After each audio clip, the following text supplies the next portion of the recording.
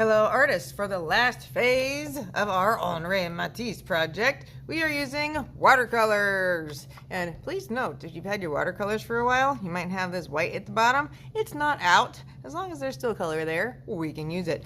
Water is your best friend, and you also want to be wise when choosing colors. Pick colors that will show up next to your oil pastel. Like down here, I use yellow oil pastel. Do I want to paint the stripes yellow on top over everything? No.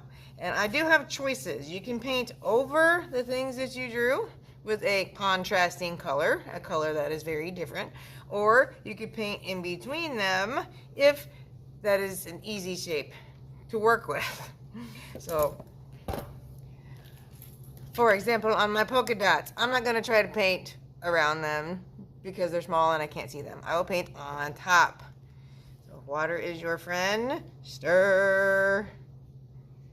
If something's too light, less water will make it darker. Look, there's my polka dots. If you have a washable paint set, you may have issues with the color sticking to things. So in that case, you would need more water on your brush. If you end up with puddles, like let's say that I don't like how much water's sitting there, dry your brush by pinching it, and then we mop to make things disappear.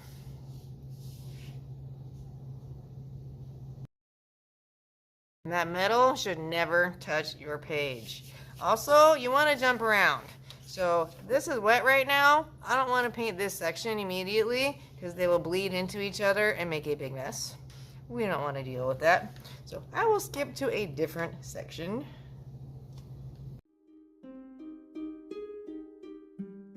As I said, look out for puddles. If you have standing water, try to mop it up. Because eventually that standing water is going to burst and go somewhere that you don't want it to be.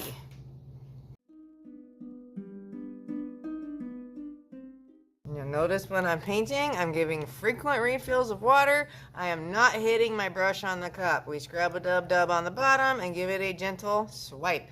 You want your brush to be wet. It kind of needs to be wet. All right, this is wet. I'm not going to paint this right now because it will end up running into my green. That would be a bad plan. So I'm going to skip to somewhere else. You can mix colors or create a wash, if you remember that from last year, like on the shell. And you don't have to use realistic colors, by the way.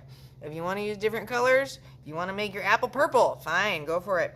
So if you remember last year where we did washes, this is where we start with color from your paint set. And then we take your brush and we water it down and spread it around. So it kind of thins it out and gives it a different look. You can also mix colors on your page if you would like. Like I can put a little purple in with my blue.